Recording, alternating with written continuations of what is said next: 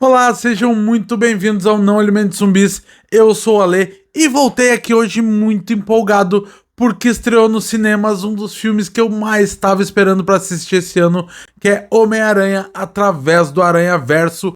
Eu acabei de sair do cinema e vim correndo para cá para contar o que eu achei do filme, mas pode ficar tranquilo que eu vou falar sem spoilers no começo, mas lá pro final eu vou falar alguma coisinha sobre o final do filme, mas vou avisar antes. O que eu já posso dizer de começo é que vocês precisam ir pro cinema assistir esse filme.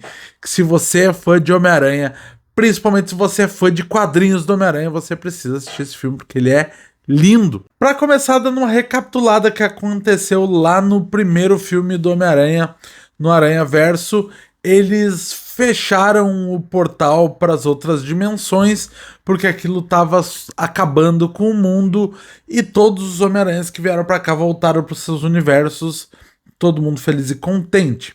Já agora no segundo filme, no Através do Aranha-Verso, a gente descobre que não foi bem assim. O Miles está ali vivendo a vida dele já há mais ou menos um ano como o Homem-Aranha. A gente já vê no começo também a Gwen, que ela tá vivendo lá no seu mundinho e os dois sentindo muita falta, os dois se sentindo muito sozinhos, até que a gente descobre que já temos homens-aranhas, mulheres-aranhas, todo tipo de aranha viajando o multiverso, formando uma equipe como guardiões desse multiverso. Todos eles chefiados ou liderados pelo Miguel O'Hara. Miguel O'Hara é um Homem-Aranha do universo 2099, mas eu não vou ficar aqui falando e explicando sobre cada um dos aranhas, até porque tem aranha pra caramba nesse filme. O que importa é que ele é o líder desse time de Homens-Aranhas que estão tentando consertar essas linhas do tempo, coisas que a gente já viu por aí no MCU principalmente. Nesse contexto, o filme acaba chegando no universo da Gwen, onde uma dessas anomalias vai parar, e ela acaba indo para essa equipe por N motivos que eu não vou dizer aqui, acho que vocês não precisam saber disso agora. Já no mundo do Miles, a gente tem o vilão Mancha, que começa parecendo ser um vilão bem bobinho. Ele é um cara que tá com o corpo todo branco por causa de um acidente químico cheio de buracos negros, digamos assim. Então ele abre um buraco e por ali ele passa e sai em outro lugar. E isso faz parte dos poderes dele. Ele tá tentando fazer alguns assaltos porque ele não consegue fazer mais nada da vida com esse poder maluco que ele tá. Vamos falar do filme agora. A primeira coisa que me chamou a atenção é o ritmo do filme. O que não é novidade porque o primeiro já é bem alucinante, né? Ele tem um ritmo muito eletrizante. Só que nesse parece que é mais ainda. Eu não sei se é a presença de tanto Homem-Aranha, de tanta coisa acontecendo na tela, principalmente com esse tipo de animação, que deixa tudo muito mais elétrico e parece que sempre tem alguma coisa diferente para te olhar. É incrível o que eles conseguiram fazer nessa sequência. Conseguiu ficar melhor ainda do que o primeiro já era bom. E com esse monte de Homem-Aranha, é claro que o filme tá lotado de referências e assim, humanamente impossível descobrir sem ir num frame a frame nesse filme para pegar o caminhão de referência que tem. Inclusive tem algumas referências a live actions, então fiquem ligados não só na hora que aparece um ou outro personagem de vários filmes live action por aí, mas eu vou dizer um para vocês cuidarem que eu fiquei enlouquecido, que é quando tem um amigo do Miles no quarto dele jogando um videogame. Prestem atenção o que ele tá jogando. Outro ponto de bastante diferença para mim é o clima do filme. O primeiro filme tem um ar muito mais aventuresco, muito mais engraçado, tem muito mais piada entre esse monte de aranha que tem ali. Esse segundo vem com um peso dramático muito maior. Ele trata de assuntos muito mais pesados, principalmente se tratando de como o Peter, o Miles, a Gwen e todos esses aranhas precisam lidar com as suas responsabilidades e com a sua vida. Esse é o ponto, assim, é sobre as escolhas, sobre a dificuldade de ser um Homem-Aranha nesse universo ou em qualquer outro universo, o como isso deixa eles sozinhos, como balancear a vida de Peter, de Gwen ou de qualquer outro personagem com a vida de Homem-Aranha, com a vida do super-herói é tão difícil, e quanto a responsabilidade que tem nesse personagem, como tudo isso acaba afastando essas duas personas desses personagens uma da outra. Quanto mais eles precisam lidar com isso, parece que mais distante fica o Peter do Homem-Aranha. Ou Miles do Homem-Aranha, vocês já entenderam, né? O personagem de super-herói.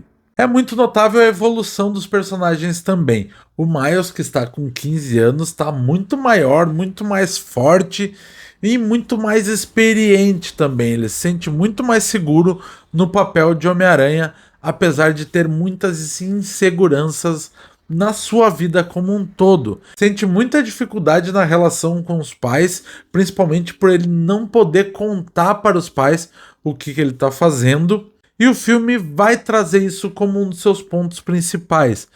Como esse fardo do Homem-Aranha é difícil e como, independente do universo, independente de qual Homem-Aranha que a gente esteja falando, todos acabam passando pela mesma coisa. Esse fardo é inerente a todos. Qualquer Homem-Aranha vai sofrer isso e vai precisar aprender a lidar com isso da melhor ou da pior forma possível. Outra das coisas que eu mais gostei no filme é como a Gwen ganha um arco todo pra ela. A gente vê muita coisa acontecendo no universo dela e que influencia diretamente nos rumos que a história vai levar. Então, são coisas muito importantes e a Gwen é uma personagem incrível. E ela ganhar esse arco faz muito bem. A relação dela com o pai e tudo que eles passam ali é muito pesado, é muito intenso e é muito bem-vindo para esse clima que o filme traz nessa sequência. O filme tem o vilão principal, que é o Mancha, já falei um pouquinho dele, mas o que dá para perceber é que ele é quase que uma ponta para a história que o filme realmente quer contar. Pelo menos nesse segundo filme, a gente já tem confirmado que vai ter mais uma sequência. Então é aqui a hora que eu vou começar a falar com spoilers, para que a gente consiga entender um pouco mais sobre o que esse filme quer falar, onde é que ele quer chegar e o que a gente pode esperar pela frente. Então, a partir de agora, é por sua conta e risco. Fique aqui se você já viu ou se você não se importa com spoilers, e vamos trocar essa ideia. O Mancha é um vilão que ele se declara arqui-inimigo do Homem-Aranha, porque ele foi criado pelo Homem-Aranha quando teve a explosão lá, quando eles estão tentando fechar o multiverso. Quando tem aquele final do filme, ele acaba sendo atingido por essa explosão e acabou virando esse vilão que perdeu o rosto. Então ele só tem a forma e ele é todo branco, cheio de buracos negros, por onde, tipo, Peter vai dar um soco nele, a mão atravessa e sai em outro lugar. Ele consegue criar esses buracos também e acaba descobrindo que com isso ele pode viajar pelo multiverso. Vai um pouco além de simplesmente ele ter sido atingido, e o Miguel joga toda a culpa em cima do Miles, porque na verdade no filme a gente descobre que o próprio Miles é uma falha do multiverso. Porque a aranha que picou o Miles não é do universo dele, ele é do universo 42. Então ela é uma aranha que veio de um outro multiverso, que quando estava acontecendo aquelas viagens lá do primeiro filme, ela passou e acabou mordendo o Miles. Então, dentro do cânone, do destino do Miles, não era para ele se tornar um Homem-Aranha. Assim como lá no universo 42 acabou ficando sem Homem-Aranha nenhum, e a gente vê as consequências disso no filme. Aqui vem a grande discussão filosófica, ou a primeira discussão filosófica do filme, que é sobre esse destino determinado. Isso quer dizer que você não pode fazer nenhuma alteração significativa, senão esse universo pode entrar em colapso e acabar morrendo, acabar sendo destruído. Isso traz uma discussão muito interessante sobre a ausência de escolhas. É aquela coisa do destino. Se o destino está escrito, nada que eu decidi agora, nada que eu escolher agora vai fazer nenhuma diferença. Se eu escolho vir aqui gravar esse vídeo, é porque essa escolha já estava determinada, ou eu teria a possibilidade de escolher não gravar esse vídeo e as consequências daqui para frente seriam completamente diferentes. Como se eu pudesse voltar no tempo e mudar alguma escolha, o quanto ela alteraria isso na nossa vida, ou ela criaria ramificações nesse multiverso, ou acabaria com universos, o que que isso acontece? Então, na verdade, a gente não tem escolha nenhuma. A gente tá com a ilusão da escolha, achando que a gente quer ou decide alguma coisa quando tudo isso já está traçado no nosso destino e a escolha é uma ilusão. Isso é simplesmente de quebrar a cabeça e a gente está vendo num filme de animação do Homem-Aranha. Isso é fantástico. E esse é o ponto. O Miguel explica para o Miles que tem coisas que precisam acontecer com todos os aranhas para que eles se tornem quem são e o cânone se mantenha, como a morte do tio Ben, a morte do tio do Miles, a morte do pai do Miles, do capitão da polícia, seja ele o pai do Miles, seja ele o pai da Gwen, que são capitães de polícia que eles precisam morrer para que esse cânone se preserve. Coisa que, obviamente, o Miles não aceita. Como é que tu vai aceitar que tu vai perder o teu pai e vai ficar de braço cruzado e não vai fazer nada? Ele não consegue aceitar essa ideia de destino. E é aí que ele resolve enfrentar tudo a todos para voltar para o seu universo e impedir que qualquer coisa aconteça com o pai dele. E as consequências disso ele vai enfrentar depois, porque ele não acredita que ele não tenha essa escolha. Ele vai contra essa ideia do destino. E aí nós podemos ficar 3 horas aqui nesse vídeo discutindo sobre essa questão, mas é para um outro momento, né? Outra coisa que eu achei muito legal, que é uma coisa que vem mais pro fim do filme, porque quando o Miles consegue escapar de todos esses aranhas, e ele vai lá na máquina que devolve para o universo original, essa máquina identifica qual é o universo a partir do DNA dessa pessoa que eles botaram na máquina. E ele identifica o DNA do Miles e manda ele de volta para casa. Só que vamos lembrar que o Miles foi picado por uma aranha de um outro universo, do universo 42. Então é aí que ele descobre que ele não tá mais na casa dele e sim nesse universo alternativo. Nesse universo alternativo, para nossa grande surpresa, o pai dele está morto, o tio está vivo e o tio não é o Gatuno.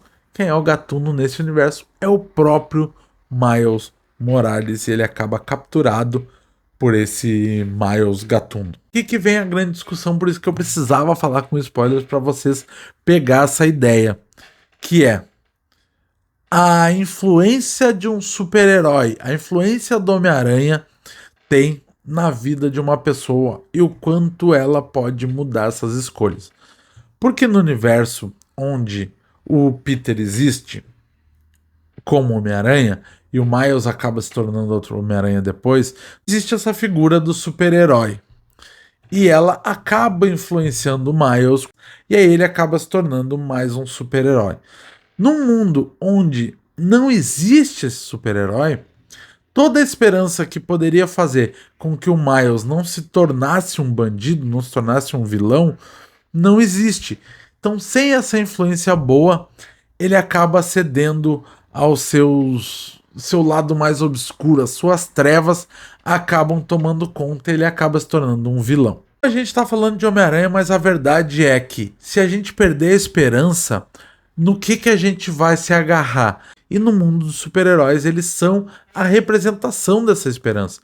Quando tu tira isso, o mundo tende a ficar muito pior.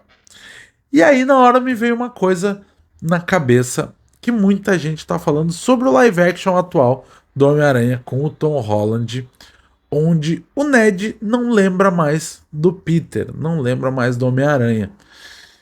E muita gente está falando que o Ned pode se tornar um vilão. E é exatamente essa falta da influência no Peter que pode fazer entre o Ned ser aquele cara bonzinho que a gente vê no filme e um Ned vilão que talvez a gente veja aí no futuro. Então, coisas que o Aranhaverso está fazendo que podem refletir lá nos live actions. Até porque a Amy Pascal, a produtora lá da Sony, já confirmou que a gente também vai ter um live action do Miles. Lembrando que o tio dele já apareceu lá no primeiro filme do Homem-Aranha com o Tom Holland. Ele é aquele cara da ponte lá, o Donald Glover. E, como nós estamos aqui falando com spoiler, ele aparece nesse filme também, pronto para ser mandado para casa. Ele também se perdeu no multiverso. E tá lá o seu Donald Glover como o Gatuno. Isso deixa muito claro que a Sony quer cada vez mais se aproximar do MCU e quer continuar bebendo nessa fonte do Homem-Aranha que é muito rica em personagens, em histórias e em dinheiro de bilheteria, obviamente para a Sony. Eu só tenho a agradecer porque quanto mais coisa do Homem-Aranha, mais eu fico encantado, principalmente nessa linha do Aranhaverso que eles estão fazendo, que é infinitamente superior à coisa dos vilões que eles estão fazendo lá. Inclusive, se eles forem fazer um live action do Miles, eu espero que seja mais perto dos live actions que a gente está tendo agora lá com Tom Holland, mais perto desse Aranhaverso aqui, nesse tom de histórias e não tanto lá nos bandidão, nos Morbius, nos Venom da vida, que lá é terrível. Deixar mais um aviso aqui antes de encerrar esse vídeo, que é: o filme, ele é um filme de meio. Já está anunciado o próximo filme para ano que vem. A gente já vai ter a terceira parte dessa trilogia. Então ele é literalmente um filme de meio. Ele é um filme que não tem fim. Ele acaba com uma certa resolução dessa história, mas com muitas pontas soltas e um caminho. É como se ele fosse um final de um capítulo, tem um belo cliffhanger no final. Se você já assistiu Homem-Aranha através do Aranhaverso, comenta aqui comigo ou vai nas nossas redes sociais pra gente trocar essa ideia, que tem muita coisa pra falar de Homem-Aranha ainda, porque tem muita coisa acontecendo nesse filme. Até uma próxima. Tchau, tchau.